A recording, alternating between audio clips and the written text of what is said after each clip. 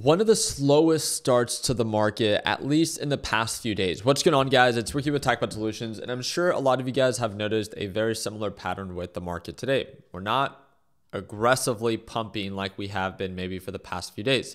Is it because in observance of Veterans Day, it's not considered a business day, so therefore banks are actually not opened right now?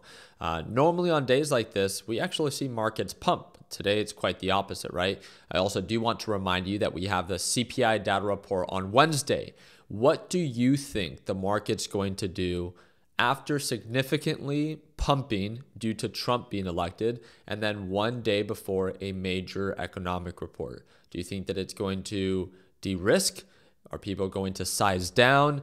Or are they going to double down and add more to it? So let's go ahead and break this down. NASDAQ market slightly in the red, pretty much break even, but slightly in the red. We were in the green, and then we started to aggressively pull on back. It wasn't just QQQ, but we also saw NVIDIA. NVIDIA was down at one point over 2% and then has now made a recovery to now only being down 1%. This shouldn't come as a surprise. On the 1 minute time frame, it looks a very specific way.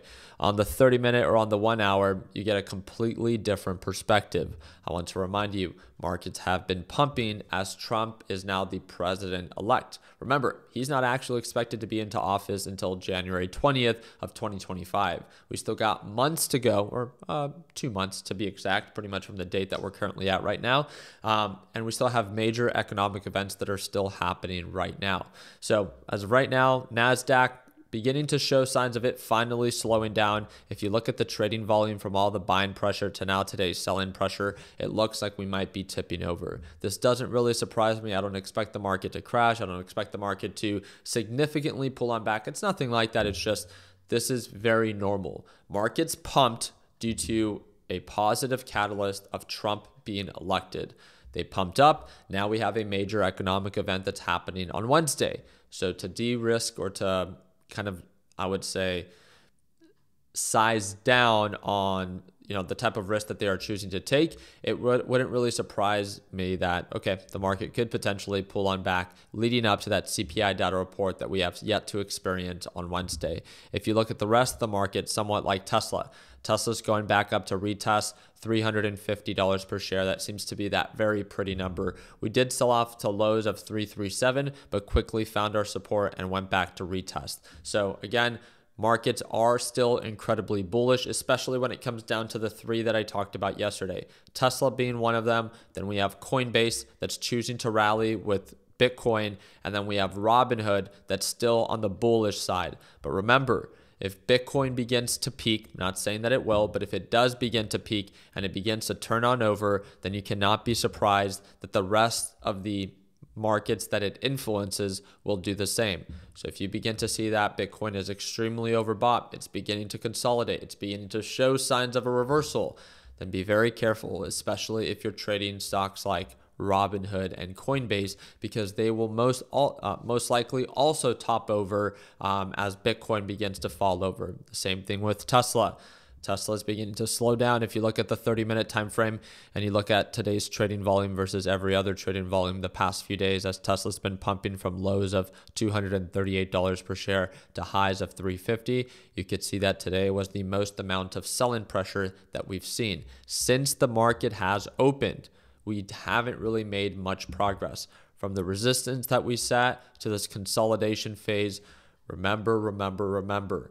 Know when to take profits. Not that you have to. There is not a full break-of pattern yet. Again, Tesla's still far above that EMA. It's far above that moving average. It still looks bullish.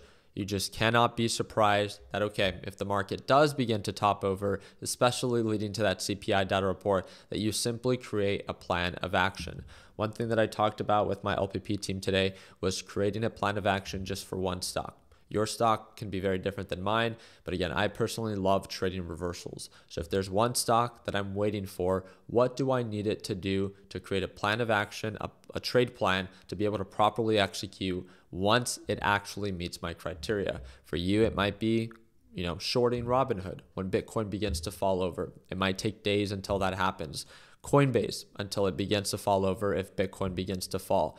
Maybe it's PLTR, right? It's been incredibly bullish, but it's incredibly overbought. So what if PLTR finally begins to peak and on the 30-minute time frame begins to curl on over? Remember, you don't have to trade a stock every single day. You can wait for your criteria to be met. You can wait for your stars to align. And then once you see that it's finally coming together, then you can choose to strike.